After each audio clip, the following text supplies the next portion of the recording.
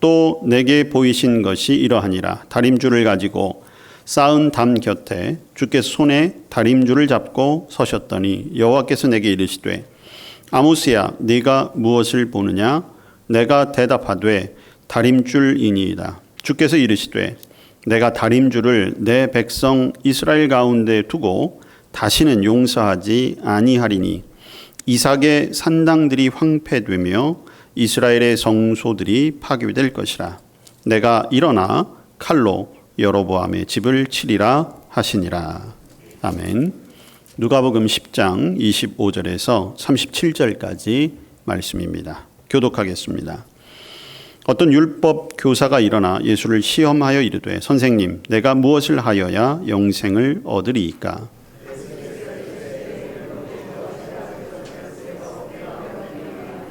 대답하여 이르되 내 마음을 다하며 목숨을 다하며 힘을 다하며 뜻을 다하여 주 너의 하나님을 사랑하고 또한 내 이웃을 내 자신같이 사랑하라 하였나이다.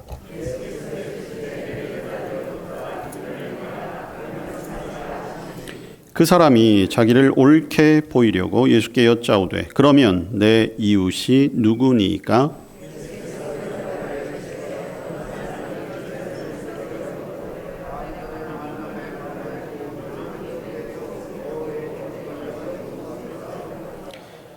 마침 한 제사장이 그 길로 내려가다가 그를 보고 피하여 지나가고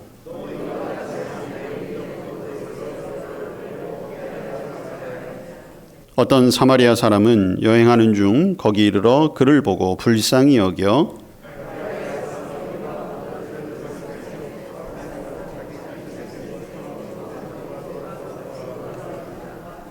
그 이튿날 그가 주막 주인에게 데나리온 2를 내어주며 이르되 이 사람을 돌보아 주라. 비용이 더 들면 내가 돌아올 때에 갚으리라 하였으니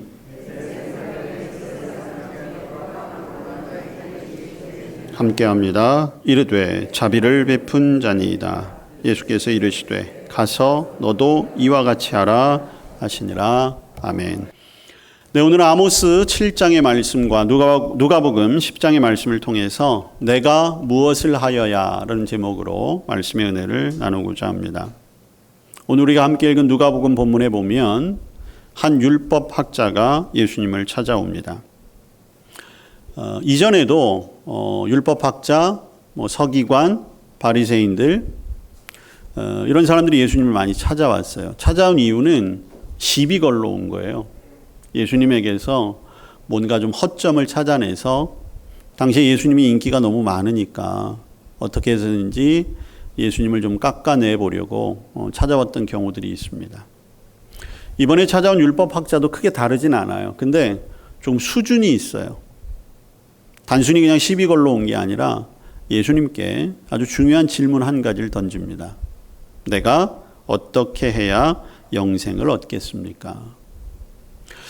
여러분, 예수님 당시에 이미 유대인들은 영생이라고 하는 것을 다 알고 있었어요. 왜냐하면 그들은 아브라함의 후손, 육적으로 아브라함의 후손이기 때문에 영생을 받을 수 있다라고 하는 믿음을 가지고 있었습니다. 그리고 영생을 받을 수 있다라고 하는 것의 육체적인 표시가 할례라고 굳건히 믿고 있던 사람들이었어요. 그러니까 영생의 의미를 다 알아요. 그리고 거기에 덧붙여서 하나님이 주신 말씀, 율법을 잘 지키면 영생을 얻을 수 있다. 그래서 당시에 많은 유대인들, 바리새인들, 서기관들이 아주 생명을 걸고 율법을 연구하고 율법을 지키려고 애썼던 이유가 바로 거기에 있는 거죠. 그래서 이 율법학자가 예수님께 와서 묻는 거예요. 어떻게 하면 영생을 얻을 수 있겠습니까? 그러니까 이미 답은 알고 있어요. 답은 알고 있는데 예수님께 질문한 이유는 다름이 아니라 예수님에게서 뭔가 좀 실수를 좀 끌어내야 되겠다. 도대체 이 예수님이라는 사람이 어떤 생각을 가지고 있을까? 만약 예수님께서 조금만 잘못을 하게 되면 당시 율법에 배치되는 그러한 실수? 그러한 말을 하면 그걸 꼬투리로 삼아서 좀 예수님을 좀 창피하게 만들어야 되겠다. 그런 의도가 있었던 거예요. 근데 예수님께서 그에 대한 대화를 이끌어 가시는 것을 오히려 율법학자에게 역으로 질문을 하시죠. 율법에는 어떻게 기록되어 있니? 이렇게 물으세요. 율법학자는 이미 답을 알고 있잖아요. 정답을 쏟아냅니다. 하나님을 사랑하고 이웃을 사랑하는 것. 그러자 예수님이 그래 맞아 이렇게 대답을 하세요. 여기까지 대화로 보면 하나님의 말씀, 자 율법은요 하나님의 말씀이에요. 그러면 오늘 본문에 나와 있는 것처럼, 그리고 오늘 율법학자가 대답한 내용은 자신이 꾸며낸 얘기가 아니에요. 이미 구약 성경에서, 신명기에서, 또 다른 여러 말씀 속에서 이미 하나님께서 주신 말씀이거든요. 마음과 뜻과 모든 것 힘을 다하여 하나님을 사랑하고 네 이웃을 네 자신과 같이 사랑하라. 그렇게 하면 영생을 얻을 수 있다는 거예요. 예수님도 인정하시는 거예요. 예수님이 인정하시는 게 아니라 그 말씀이 진리예요. 하나님이 주신 말씀이기 때문에. 자, 그러면서 예수님이 뭐라고 말씀하시냐면 너도 그와 같이 해라. 너 답 알고 있잖아. 그러면 그 답처럼 살면 돼. 이렇게 하신 거거든요. 그랬더니 이 율법학자가 한 가지 질문을 더 해요. 그럼 내 이웃이 누구입니까? 여러분 성경은요 한 부분만 떼어서 보는 게 아니라 전체적으로 보아야 돼요. 오늘 말씀과 그래서 다음 주일 제가 전할 말씀은 우리가 같이 보아야 돼요. 오늘 말씀은 율법이 강조하고 있는 하나님을 사랑하라와 내 이웃을 내 몸과 같이 사랑하라 라고 하는 것을 예수님이 두 부분에 걸쳐서 말씀하시는데, 오늘은 먼저 내 이웃을 어떻게 사랑해야 하는가를 먼저 가르쳐 주고 계세요. 그리고 우리가 다음 주에 이제 누가복음 10장 38절 이후부터 마르다와 마리아의 이야기를 통해서는 어떻게 하나님을 섬겨야 하는가를 가르쳐 주고 계시거든요. 그러니까 제일 중요한 말씀을 하고 계시는데, 예수님이 이웃을 사랑하는 거에 있어서 어떤 사마리아 사람의 비유를 통해서 말씀해 주신다는 거죠. 이 비유는 우리가 너무 잘 알아요. 어떤 사람이 예루살렘에서 여리고로 내려가다가 강도를 만나요. 모든 걸 다 빼앗겼습니다. 죽을 만큼 맞아요. 거의 죽게 됐어요. 근데 마침 거기를 제사장이 지나가는데 보고 그냥 지나가요. 레위 사람이라고 하면 당시에 성경을 연구하고 성전에 봉사를 하는 성전 사역자라고 할 수 있어요. 근데 그들도 그냥 그 레위 사람도 지나쳐 버렸어요. 그런데 마침 그곳을 어떤 사마리아 사람이 지나가요. 여러분, 제사장과 레위 사람과 사마리아 사람은 격이 안 맞아요. 수준이 맞지가 않아요. 왜냐하면 당시 유대인들에게 있어서 사마리아 사람들은 사람이 아니에요. 가까이 할 수 있는 사람이 아니에요. 혼혈족이기 때문에 더럽다고 생각하는 사람들이었어요. 그러니까 이게 비유 자체가 이미 율법학자에게는 좀 자존심이 상하는 거예요. 아니 어떻게 제사장, 레위 사람하고 사마리아 사람을 비교를 해? 자, 근데 그 사마리아 사람이 어떻게 합니까? 이 강도 만난 사람들을 불쌍히 여겨요. 그리고 아주 구체적인 행동을 예수님이 표현하시잖아요. 오늘 여러분 말씀을 보십시오. 이 사마리아 사람이 불쌍히 여기고 가까이 갔고 기름과 포도주를 상처에 부었고 싸맸어요. 그리고 나귀였는지 낙타였는지 모르겠지만 자기 짐승, 오늘날로 얘기하면 자기 차가 되겠죠. 거기에 태워서 주막으로 데리고 와요. 여러분 우리 번역에 주막이라고 되어 있지만 우리는 주막이라고 하면 옛날에 무슨 술 팔고 음식 파는 곳이라고 생각하지만 유대에 있어서 이 주막은 여러 가지 기능을 가지고 있었어요. 뭐 우리가 흔히 알고 있는 음식을 팔고 하루 묵어갈 수 있는 그런 역할도 있지만 오늘 이 환자를 고칠 수 있는 어떤 응급 조치까지 할 수 있는 그러한 곳으로 이용이 됐다는 거죠. 그리고 거기서 데리고 갔어요. 데리고 가서도 어떻게 했습니까? 오늘 말씀해 보니까 돌보아 주었다고 했어요. 언제까지? 그 이튿날까지. 그리고 이 사마리아 사람이 떠날 때가 되었는데 그냥 떠나는 게 아니에요. 데나리온 2를 주고 그 주인에게 잘 부탁한다고, 이 사람을 잘 돌보아 달라고 이야기를 해요. 그리고 그것으로 끝이 아니죠. 어떻게 해요? 내가 다시 올 거라는 거예요. 여기를 다시 올 건데 만약 그때 비용이 추가가 되면 내가 더 주겠다라고 이렇게 이야기하는 거죠. 여러분, 이 말씀은요, 선한 사마리아인의 비유로 우리에게 잘 알려져 있어요. 그리고 이 말씀은 사실 예수님이 여러 가지 비유를 많이 하셨지만 그 비유들 중에 오늘날에도 많은 사람들에게 감동을 주고 도전을 주고, 그리고 나도 한번 이렇게 살아봐야 되겠다라고 결단을 요청할 수 있는 그러한 말씀이에요. 그래서 이 말씀대로 선한 사마리아인, 그 이름을 따서 병원이 생기기도 하고 자선단체가 생기기도 했어요. 선한 사마리아인처럼 한번 살아보겠다고 어려운 사람들, 노숙자들, 갈 곳 없는 사람들, 그 사람들 위해 봉사하는 사람들도 있잖아요. 제가 정확한 기억인지 모르겠지만 미국인가 어느 나라는 선한 사마리아인 법이 있대요. 그래서 길을 가다가 곤경에 처한 사람을 도와주지 않으면 그것이 만약에 적발이 되면 처벌을 받는 그러한 규정, 법 조례까지 생겼다는 거죠. 이 말씀은 많은 사람들에게 좋은 영감을 주었고 도전을 주었고, 그리고 닮아가서 닮은 그런 삶을 살아야 되겠다. 그래서 실천적인 그런 행동을 요청하기도 하는 거죠. 여러분, 우리가 말씀을 대할 때 여러 가지 반응이 있어요. 은혜를 받기도 합니다. 때로는 위로가 되기도 해요. 감사가 넘치기도 합니다. 기쁨이 회복되기도 하죠. 그런데 때때로 말씀을 들으면 불편할 때가 있어요. 굉장히 부담스러울 때가 있는 거죠. 오늘 선한 사마리아인의 비유를 여러분들이 들으셨어요. 여러분들은 어떠십니까? 감동받으신 분이 있겠죠. 이야, 사마리아 사람 대단한데? 당시에 사람 취급도 못 받으면서 자기 모든 것을 이렇게 나누어서 어려운 사람을 도울 수가 있어? 어떤 사람은 분노가 일어나는 사람도 있을 거예요. 제사장이나 레위 사람을 보면서, 아니 어떻게 하나님을 믿는다는 사람이 저럴 수가 있어? 또 한편으로는 이해하려고 애쓰는 분도 있을 거예요. 당시에 제사장이나 레위 사람들은 부정한 것에 가까이 하면 안 됐어요. 그게 하나님의 법칙이었으니까.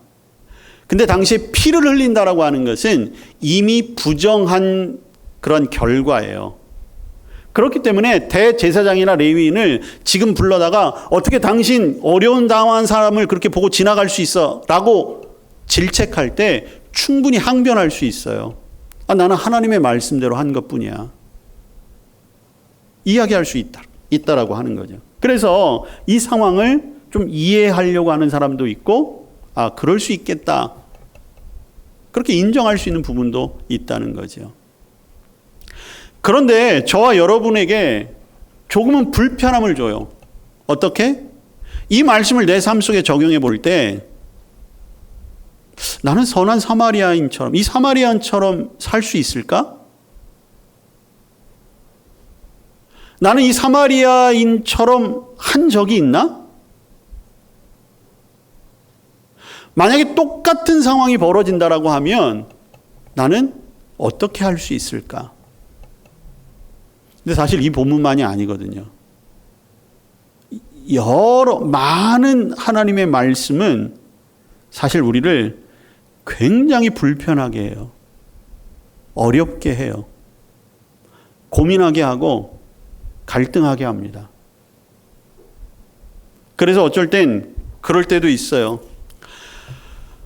내가 예수님을 만나지 않고 예수님 믿지 않았으면 이런 불편함, 이런 고민 없이 살 수 있을 것 같은데, 내가 어쩌다 예수님 믿어가지고 다른 사람은 하지도 않는 이 고민 때문에 내가 이렇게 힘들어야 되지? 근데 여러분, 믿음 생활은요, 불편해요. 불편할 수밖에 없어요.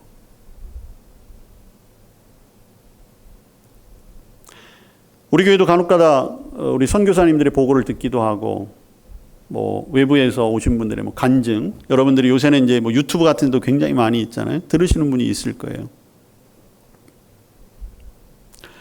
그분들의 삶의 여러 가지 이야기들을 들으면서 은혜를 받죠. 야, 하나님이 저렇게도 역사하시는구나. 그런데 다 듣고 났을 때 마음 한구석에 뭔가 불편함이 있어요. 내가 그렇게 하지 못한다는 것에 대한 미안함. 근데 여러분, 그걸 너무 죄책감 갖지 마세요. 그게 있는 게 당연한 거고, 그게 있는 것이 어쩌면 그래도 내가 조금은 믿음이 있구나 라고 하는 증거도 될 수가 있는 것입니다. 왜냐하면 믿음이 없으면 그런 불편함이 아예 없거든요. 근데 여러분, 오늘 우리가 한번 스스로에게 먼저 질문하며, 저 역시도 스스로에게 질문하거든요. 이 말씀 속에서 과연 나는 내 삶에 말씀이 어느 정도의 영향력을 미치고 있는가? 여러분, 어떤 사람은 선한 사마리아인의 비유를 듣고 자기의 전 재산을 다 기부하기도 하고, 자기의 시간을 쪼개서 희생하기도 하고, 자기의 뭐 능력을 기부하면서 선한 사마리아인의 비유를 예수님이 말씀하셨으니까 그렇게 한번 살아보아야 되겠다 해서 달라진 삶을 살아가는 사람이 있는데, 과연 저와 여러분은 이 말씀 앞에 어떻게 응답하고 있습니까? 성경에 보니까 말씀은 살아있다고 했거든요. 운동력이 있다고 했어요. 내 심령 골수를 쪼개기까지 여전히 활력이 있고 분명히 영향력이 있는데, 여러분, 이 비유의 말씀, 선한 사마리아인의 비유의 말씀이 아니더라도 과연 저와 여러분이 하나님의 말씀 앞에 어떤 태도로 살아가고 있는가라고 하는 것이죠.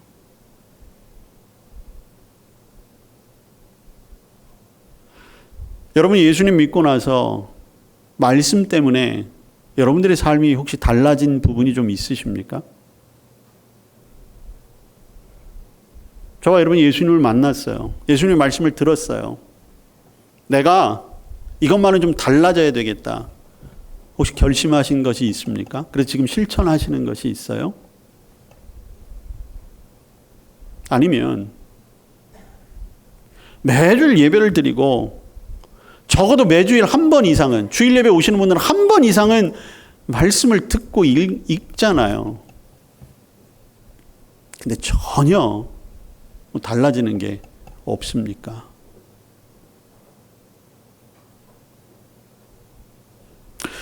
오늘 본문 말씀을 다시 한번 우리가 깊이 묵상할 텐데요. 자, 오늘 이 율법학자는 오늘 본문의 표현대로 예수님을 시험하기 위해서 왔어요. 그러니까 나쁜 의도를 가지고 온 거죠. 자, 저와 여러분은 오늘 지금 예배의 자리에 왔거든요. 어떤 마음가짐으로 오셨습니까? 적어도 율법학자와 같은 마음으로 오신 분은 없겠죠? 예수님에게서 뭔가 꼬투리 잡으려고 오신 분 계세요? 그 벤허라는 영화를 만든 감독, 그 감독이 성경을 읽은 이유가 성경의 오류를 찾기 위해서 읽기 시작했다잖아요. 그러다가 말씀을 믿게 됐고, 그래서 만든 영화가 벤허라잖아요.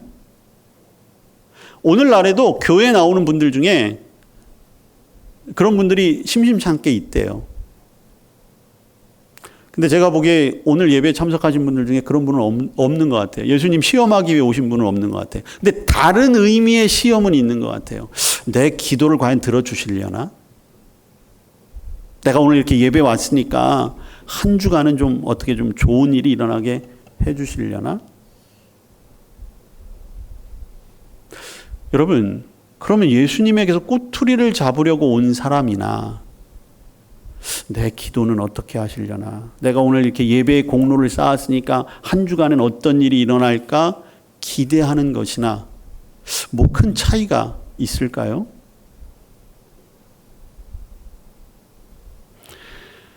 여러분, 이 율법학자나 우리나 태도는 다르고 생각은 다르지만 공통점이 있어요. 답은 알고 있다는 거죠. 율법학자가 예수님에게 영생을 얻으려면 무엇을 해야 합니까? 라고 했을 때 그가 대답한 말, 그건 정답이었거든요. 저와 여러분도 이거 모르는 거 아니에요. 우리가 정말 신앙인이라면 마음을 다하고 목숨을 다하고 힘을 다하고 뜻을 다해서 하나님을 사랑한다. 모르시는 분 계세요? 없어요. 그리고 그것처럼 내 이웃을 내 자신과 같이 사랑하라. 귀에 못이 박히도록 들었어요. 모르는 분 없어요. 예수님도 인정하잖아요.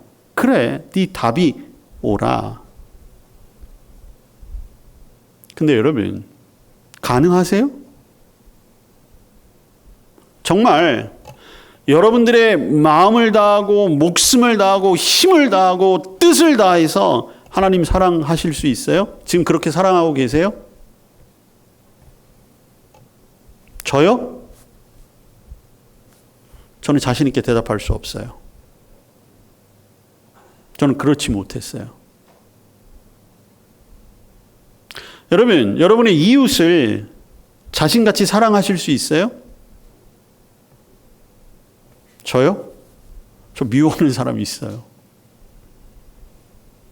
저 못해요. 정답은 아는데 할 수가 없어요. 근데 예수님이 내 대답이 옳으니까 그렇게 하면 영생을 얻을 수 있다는 거거든요. 답은 아는데 할 수가 없네요.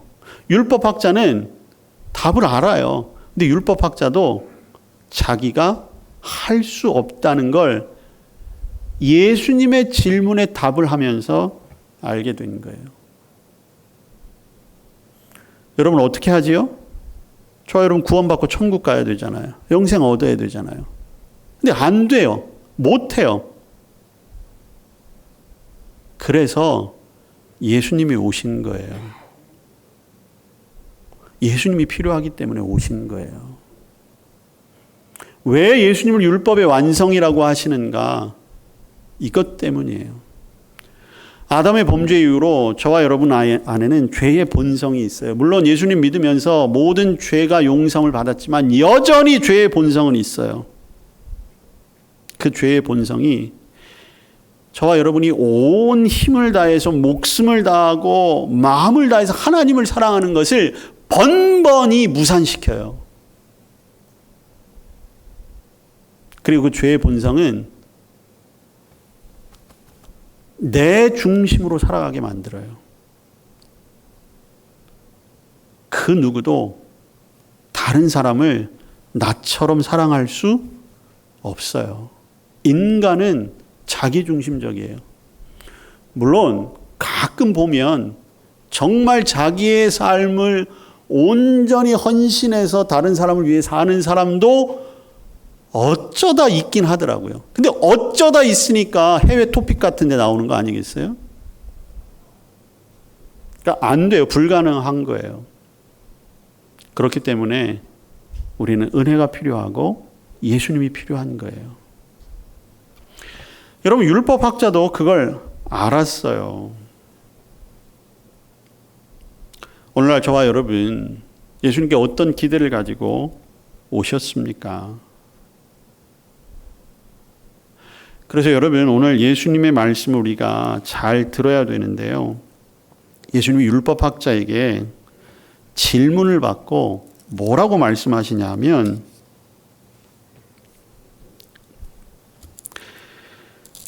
자 26절에 보세요.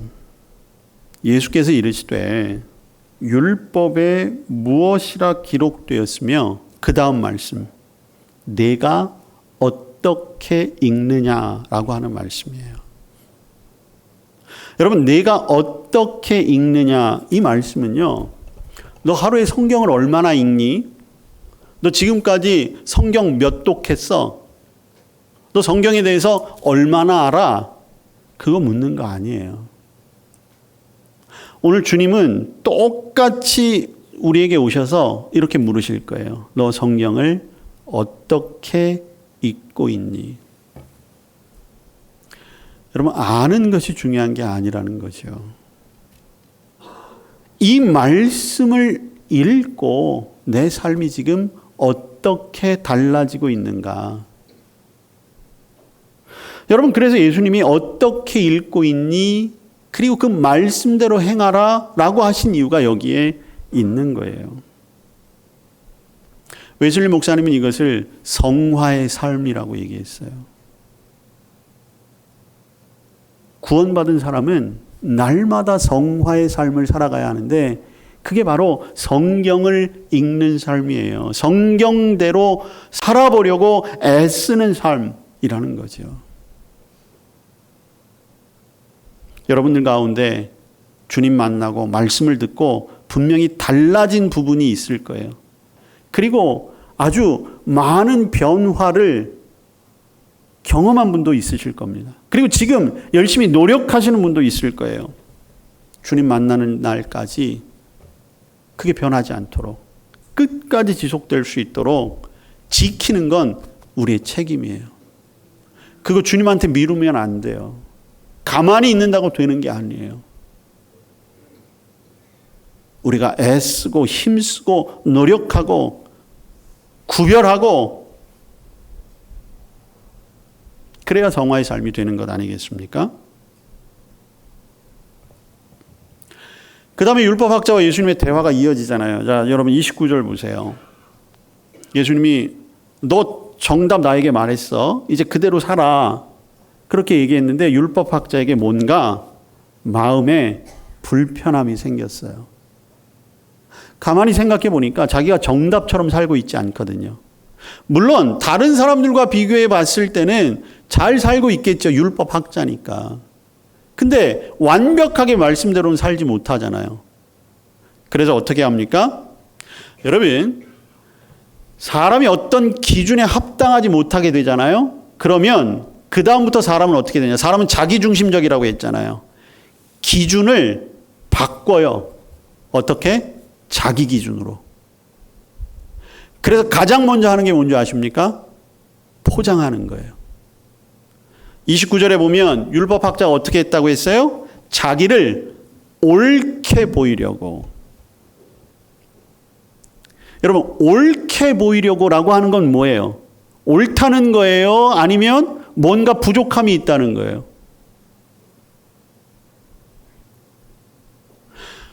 정말 완전한 사람, 옳은 사람은 옳게 보이려고 노력할 필요가 없어요.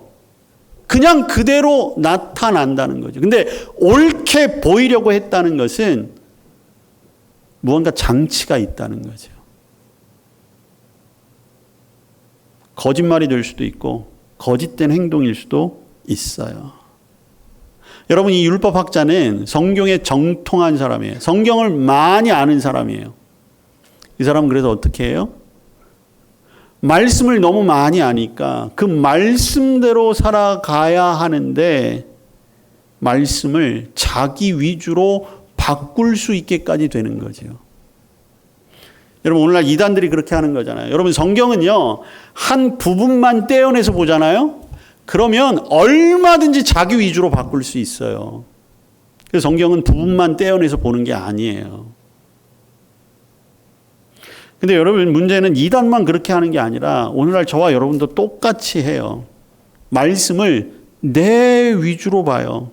내 중심적으로 봐요. 그래서 그 말씀대로 안 되잖아요. 그럼 어떻게 되느냐? 이 율법학자처럼 똑같이 하는 거예요. 옳게 보이려고 애써요. 그래서 자꾸만 가지치기를 하고 한계를 정해요. 나는 여기까지예요. 그리고 내가 만들어 놓은 여기까지 되면 나는 하나님 앞에 옳게 보여진다라고 생각하는 거죠.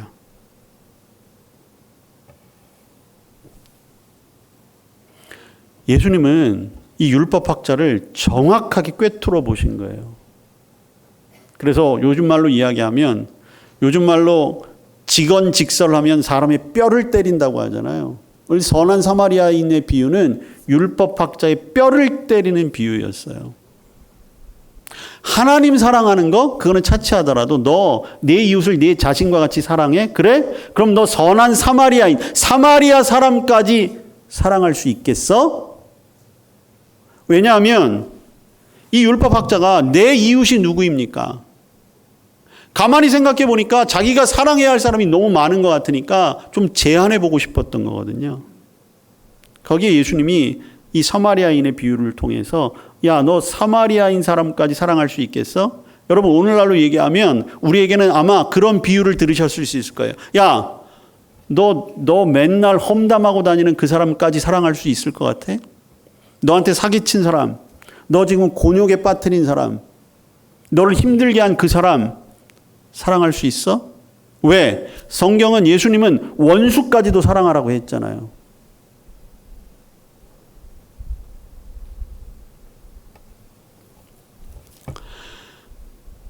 율법학자는 똑똑해요.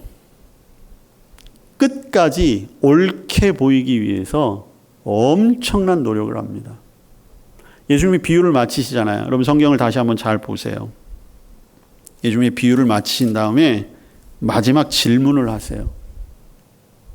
여러분 마지막 질문이 무엇이었습니까? 세 사람 중에 누가 강도 만난 자의 이웃이 되겠느냐 이렇게 질문하잖아요.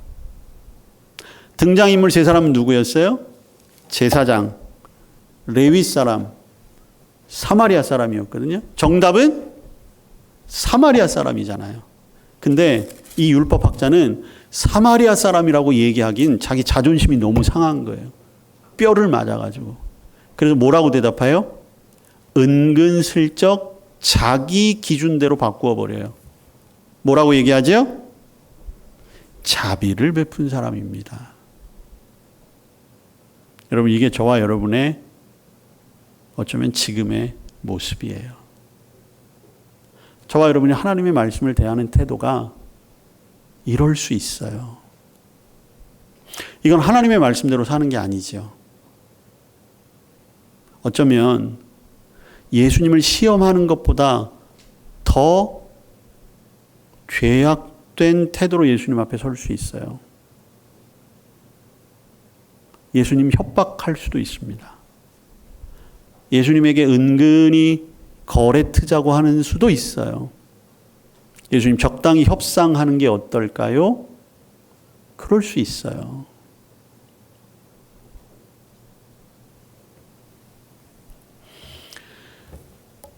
여러분 오늘의 본문에서 우리 한 가지 또 기억할 것이 있는데 저와 여러분은 언제나 강도 만날 수 있다는 거예요.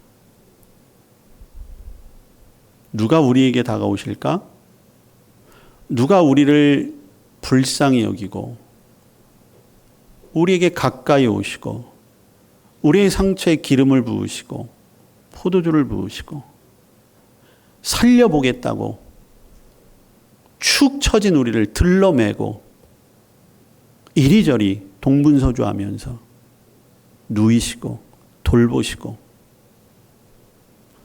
끝까지 책임지겠다고 내가 다시 와서라도 살리겠다고 선한 사마리아인처럼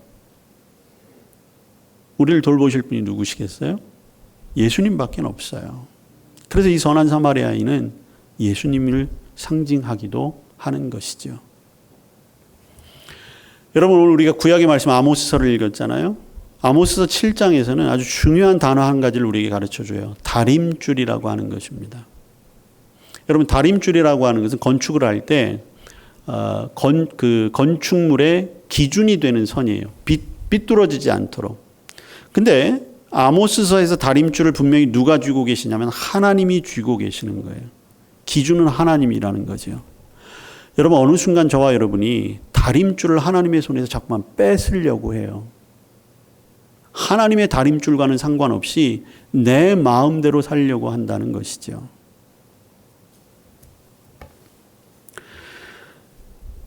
날마다 진실한 마음으로 하나님께 질문하십시오. 내가 무엇을 할까요? 예수님이 말씀하시면 그대로 순종할 수 있는 저와 여러분 될 수 있길 바랍니다. 주님의 말씀은 때때로 우리를 불편하게 할 겁니다. 두려워하게도 할 거예요. 무서울 수도 있습니다. 갈등하게 되기도 할 겁니다. 그러나 미리 겁먹고 뒤로 물러서지 말고 주님의 은혜와 능력을 구하십시오. 왜? 주님이 하라고 하시는 것은 할 수 있기 때문에 하라고 하시는 겁니다. 나는 할 수 없을 것처럼 여겨질지 몰라도 주님이 언제나 함께 하시기 때문이지요. 저는 이것이 믿음이라고 생각합니다. 주님, 무엇을 할까요? 한 주간 그 질문에 답을 얻으시고 순종하고 여러분의 삶을 통해서 나타낼 수 있기를 축복합니다. 기도하겠습니다. 말씀 주시니 감사합니다. 말씀 우리의 마음에 잘 새기게 하시고 주님 뜻 순종하는 삶이 되게 하여 주시옵소서. 예수님 이름으로 기도합니다. 아멘.